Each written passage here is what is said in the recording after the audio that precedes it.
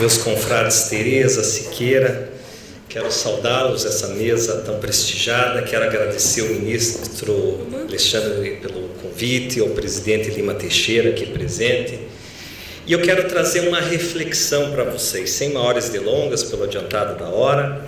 O que é essencial nesse contexto?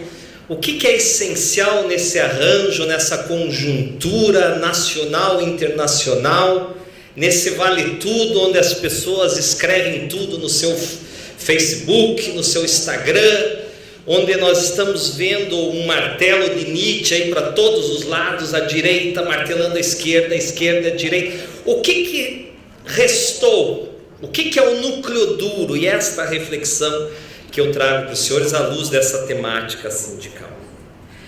A primeira observação que eu faço é que a condição humana, se nós formos observar bem, ela trabalha sob pêndulos. E é bom que seja assim. O pior é quando nós não tivermos mais pêndulos. E aí eu trago o pêndulo talvez mais famoso de Arthur Schopenhauer, que diz que a condição humana varia entre o tédio e a dor. É um sujeito extremamente pessimista, e ele dizia que nós estamos sempre em dor quando nós queremos conquistar algo, conquistar alguém, conquistar uma pós-graduação, um trabalho, e aí tem a dor da expectativa. Mas nós também temos, pode pôr a próxima lâmina, nós também temos a dor do tédio. A dor do tédio, que é quando eu consumo o meu desejo, eu instantaneamente entro em tédio. E para ele, Schopenhauer, a saída, a felicidade é a ausência de sofrimento. A gente acha que é Freud que inventou esse conceito, mas antes de Freud veio Schopenhauer. Felicidade é a ausência de sofrimento. E o caminho é o ascetismo. É um estágio de contemplação. É você não criar muita expectativa. Aí Nietzsche, décadas depois, que leu Schopenhauer e num determinado momento rompe com ele, diz que, ora, o homem é movido por desejos. Até aí eu concordo com Schopenhauer. Mas nós temos que seguir os nossos instintos, a nossa vontade de potência. Então veja o pêndulo. Schopenhauer nos diz que nós temos que querer nada, porque se nós não quisermos nada, nós não nos frustramos, não criamos expectativa. Já Nietzsche diz que nós queremos tudo, porque é justamente essa sanha, essa vontade de potência que nos traz felicidade. É o tudo e o nada. Pode pôr outra lâmina. Aí vem Freud e escreve em 1930 o mal-estar na civilização. O que Sigmund Freud quis descrever?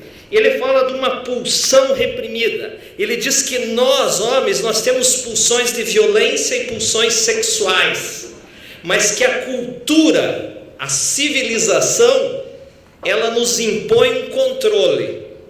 Nós temos que sublimar a nossa violência. Esse é o mal-estar da civilização. É quando alguém vai sustentar no tribunal e leva um cacete e fica feio, mas perde todo o processo, e aí tem que sublimar aquela dor. Não faça o que você está pensando. Sublime a dor. Então, nessa perspectiva, nós estamos vendo que o mal-estar da civilização é sublimar a pulsão. Eu coloquei ontem no meu Instagram uma imagem, lá no meu story, de um sujeito que foi pelado no Tribunal Regional do Trabalho. Está lá, nu, inteiramente nu. Passou lá em frente ao Tribunal Regional, não sei o que ele é. Alguns diziam que é um empresário que foi executado, penhorado, outros diziam que é um reclamante que leu uma improcedência, eu não sei o que é. Mas está lá no story, abra lá, você vai ver. O sujeito, logo no Tribunal do Trabalho, tudo acontece na Justiça do Trabalho ultimamente. Tinha tanto lugar para ele em Curitiba, ele foi no Tribunal do Trabalho nu, está lá, filmado. E nesse pêndulo, nós temos a modernidade e a pós-modernidade. O sociólogo polonês Zygmunt Bauman, que faleceu alguns anos atrás, ele diz que a pós-modernidade é líquida, efêmera, volátil, tudo se evapora, tudo é muito rápido, os nossos desejos, os laços são frouxos. Em contraposição àquilo que Freud falava de um mundo sólido, blindado, onde há um mal-estar na civilização que quer a segurança. E vejam que tudo gira em torno, em todos os tempos, a condição humana gira em torno desse pêndulo entre liberdade e segurança. E assim a mulher solteira quer casar porque ela quer segurança. E a casada quer se divorciar porque quer liberdade. E o advogado quer virar juiz para ter 60 dias de férias, mais 13º. E o juiz quer ser advogado para ter aquela GR graúda. E aí nós vamos, o pêndulo da liberdade e da segurança. E ainda bem que existe esse pêndulo. A última obra de Zygmunt Bauman foi com um psicanalista argentino, O Retorno do Pêndulo. E ali há um debate entre a modernidade de Freud, que fala em termos segurança, e o hedonismo da pós-modernidade, que é o just do it da Nike, que é o enjoy da Coca-Cola, faça agora, aqui, agora, e vamos lá, e uhul. Então nós estamos nesse conflito entre o uhul e o domingo à noite melancólico, que tem que trabalhar segunda-feira. E aí vem o último dos pêndulos, e talvez o mais emblemático, o pêndulo ideológico. Petistas e bolsonaristas. E aí um bate no outro. Eu já soube essa semana que tem um Tinder só para bolsonarista e um Tinder só para petista. Porque daí você vai se relacionar com alguém, você conhece alguém, então os bolsonaristas já vão nos bolsonaristas, e os petistas, porque é para não, no primeiro encontro ali, já não frustrar. Você votou em quem? Ah, não, eu vou embora. Você votou nesse homem? Você defende esse homem? É sério isso, gente. Esse pêndulo ideológico não é só no Brasil. Isso está nos Estados Unidos, entre o Trump, agora vai ter eleição. Isso tem na Europa. De um lado o socialismo, do outro o ultranacionalismo, o pêndulo dos extremos. O direito do trabalho, pode pôr outra lâmina, ele nasce desse pêndulo ideológico. Só que o direito do trabalho ele se consolida sob o espectro do comunismo. Havia uma ameaça de uma revolução comunista soviética. Os capitalistas cedem e dão algumas leis trabalhistas para manter o sistema. Então repare, e aí que eu vou chegar lá no final, que é importante ter o pêndulo. O dia triste vai ser quando nós não tivermos mais pêndulo. E quando nasce o direito do trabalho, nós tínhamos o pêndulo e o espectro do comunismo. O sindicalismo nada mais é do que o contraponto do capitalismo industrial. A segunda fase do capitalismo, a primeira foi o capitalismo comercial, a segunda fase foi o capitalismo industrial, e o contraponto nesse conflito capital e trabalho é o sindicato. Ele nasce nesse pêndulo. Só que hoje o sindicato está perdido. Não só o sindicato, né? Tudo está meio perdido. Mas talvez uma das razões que explique é porque ele nasce nesse arranjo industrial, enquadramento sindical, empresas verticalizadas, taylorismo, fordismo. E hoje o capital é digital, o capital é de plataforma. Não há mais fordismo nem toyotismo flexível do japonês. Nós estamos vivendo um uberismo. E tudo é Uber. Esses dias eu vi um site lá que você aluga goleiro para jogar pelada. Ninguém quer jogar no gol. Todo mundo quer ser o Neymar. Aí você vai no Uber de goleiro e você aluga e ele cobra 50, chega de moto lá, avaliado, 4 estrelas. Eu vou jogar de gol aqui. E você paga e ele é o goleiro. Uber de goleiro. E aí eu pergunto, o sindicato ele foi construído dentro dessa estrutura, só que a estrutura é outra. Eu pergunto para os senhores, para quem sobrou o direito do trabalho? Para uma classe que tem pleno emprego e carteira assinada.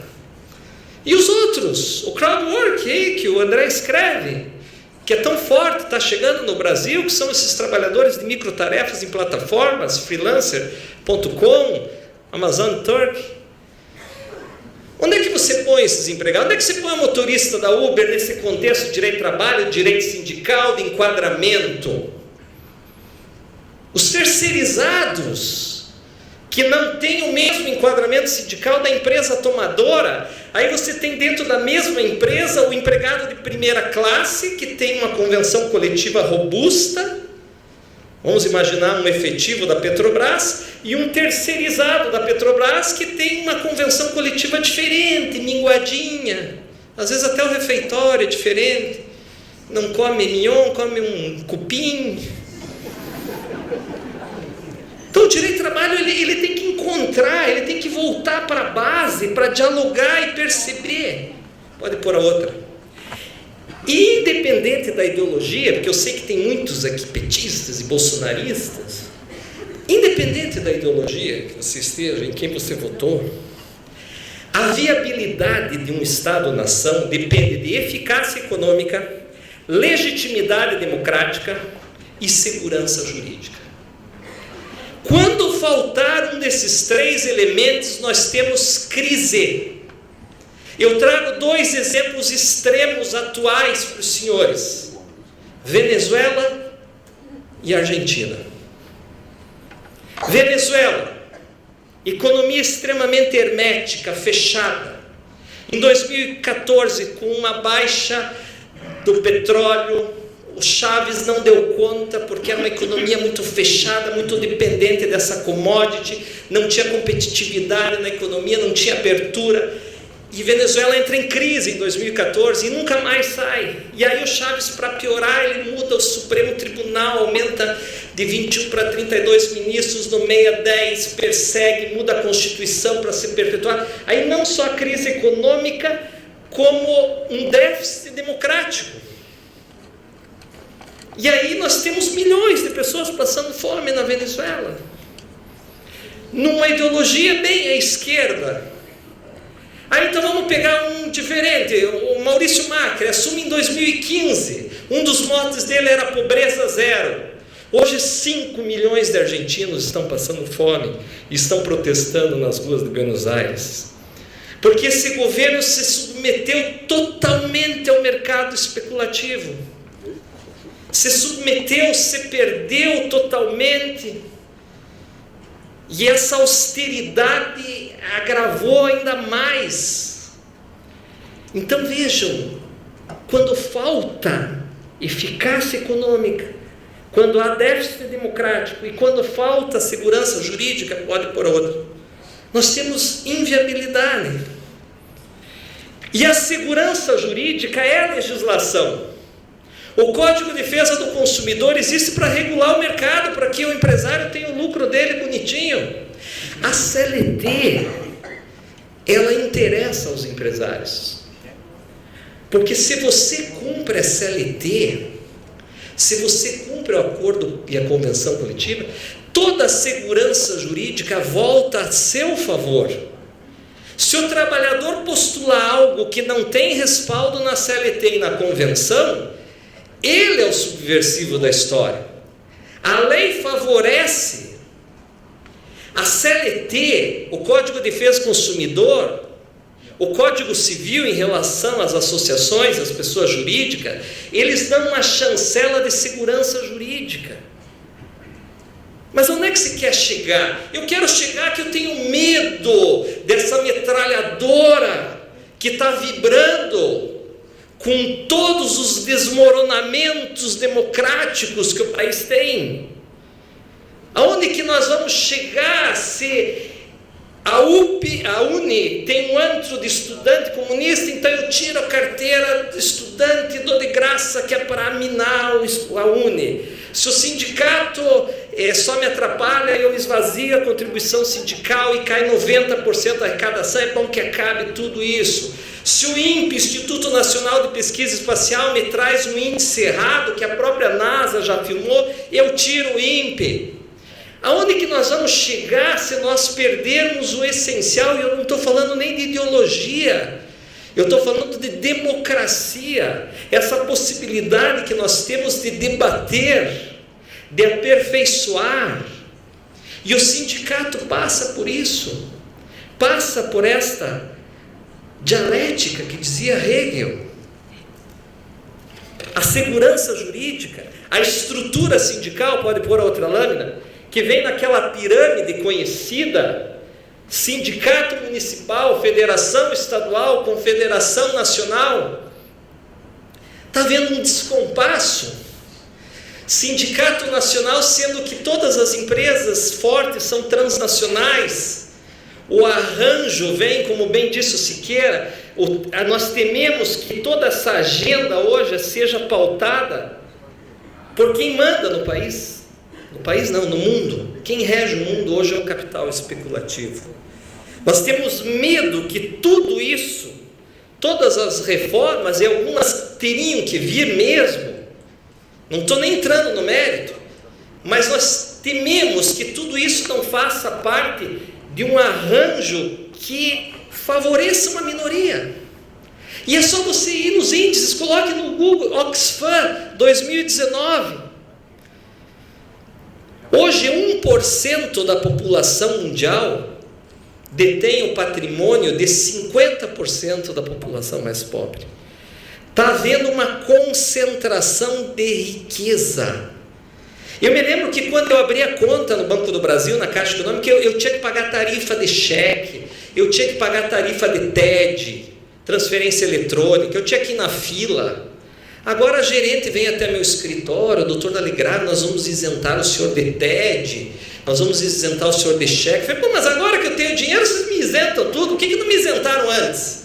Então percebam que o cenário, ele favorece quem mais tem.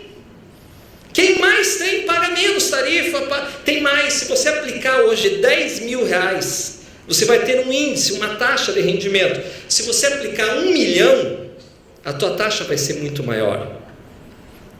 Então me parece que é esse debate que nós temos que perceber. Hoje as centrais sindicais, elas têm que voltar, pode pôr outro slide, a dialogar com a base e não só pensar nos seus próprios interesses. Eu vejo dirigentes sindicais que estão há 20 anos no poder, 25 anos lá como presidente do sindicato. E a categoria? A arrecadação sindical sempre foi um interesse. Vejam que a CLT dispõe 5% vai para a confederação, 10% para a central sindical, 15% vai para a federação e 60% para o sindicato. Existe um índice dizendo que em março de 2019 caiu 90% o dinheiro da contribuição sindical. De 2,24 bilhões caiu para 207 milhões. Eu não estou nem entrando no mérito. O Brasil tinha muito sindicato, 16 mil sindicatos. E para dizer que eu não estou aqui a defender, pode pôr a outra. Nós tivemos uma máfia dos registros sindicais. Pode pôr outra lâmina, por favor. Nós tivemos uma máfia recente dos registros sindicais, a outra.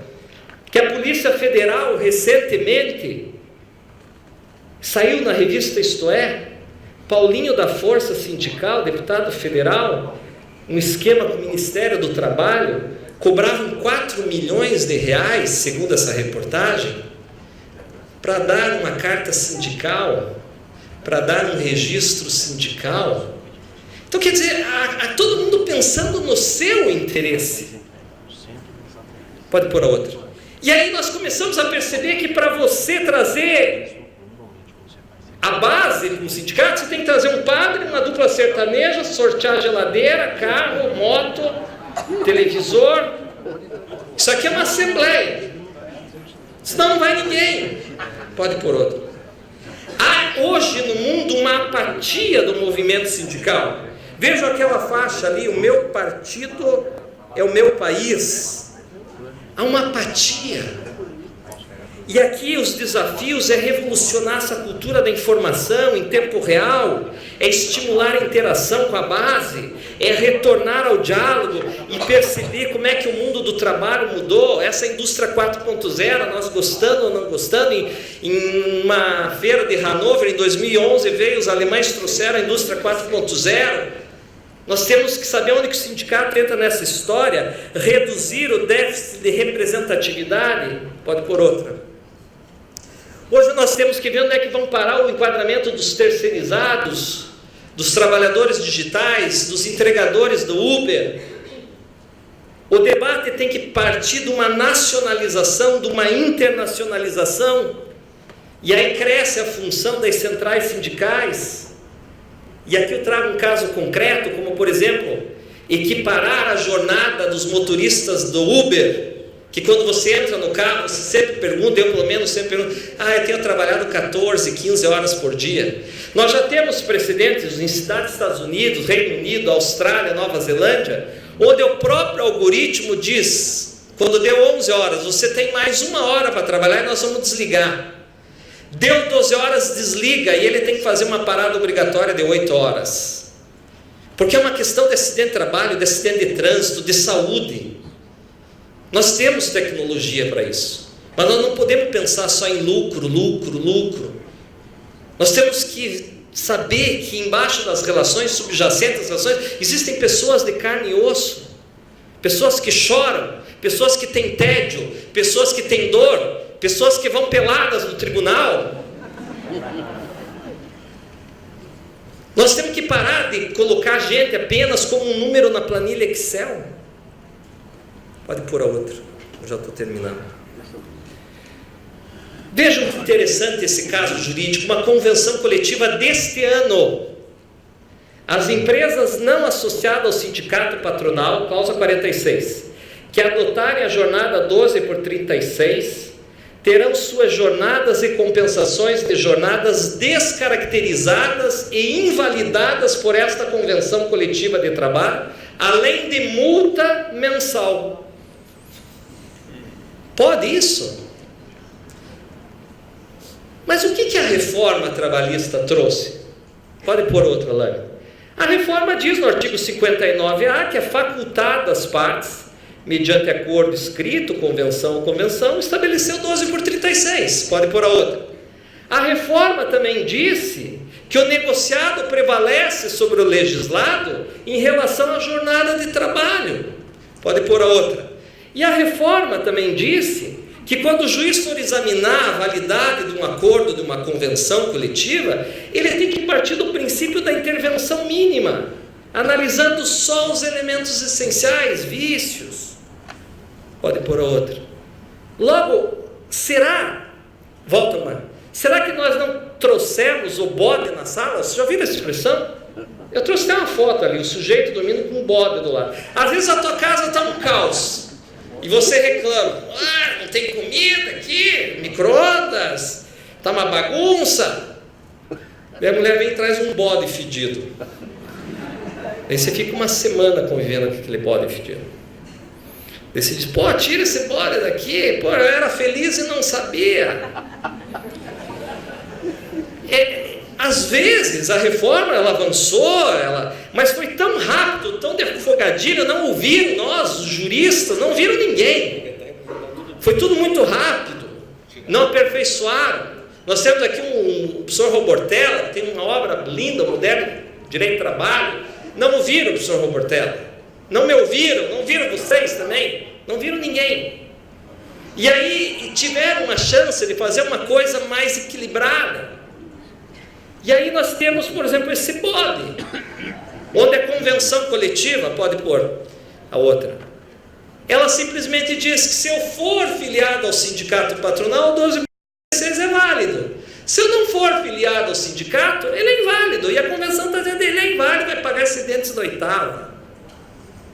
Eu quero terminar aqui dizendo que o meu medo e o que me preocupa nem é tanto a ideologia. Nem quero entrar nessa área. É a questão democrática. Nós temos, pode por outro, o princípio da filiação aqui, com direito comparado, só volta aqui. Em Portugal, por exemplo, voltam por favor, eles têm um artigo no Código de Trabalho português, vou usar aqui, né? É o artigo 496, que fala: a convenção coletiva obriga o empregador que a subscreve ao filiado, obriga os trabalhadores que sejam membros da associação. Essa é uma discussão viva. Será que as convenções vão produzir efeitos apenas interpartes? A Teresa trouxe uma questão nesse sentido. Nós temos hoje o seguinte quadro: a extinção do Ministério do Trabalho e Emprego, o esvaziamento da contribuição sindical, uma reforma trabalhista e previdenciária que o Senado aprovou ontem, a previdenciária, um desemprego e subemprego, concentração de renda e, em alguns momentos, um déficit democrático e crise do poder legislativo e judiciário. Ah, mas estava bom na época da Dilma? Estava uma porcaria, não estou defendendo a Dilma, longe disso. Eu estou falando de hoje. O que existe hoje no Brasil?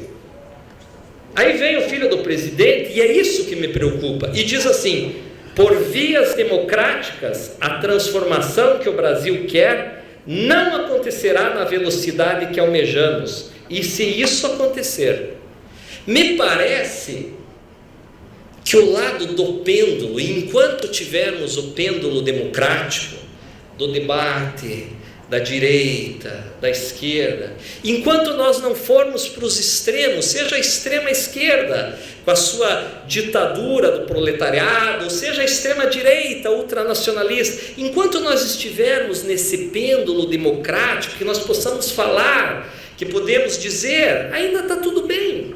O triste é quando nós não tivermos mais nenhuma voz para debater. Tudo aquilo que me irrita eu acabo, eu fulmino. Intolerância à corrupção é bem diferente de intolerância democrática. E é isso que me preocupa.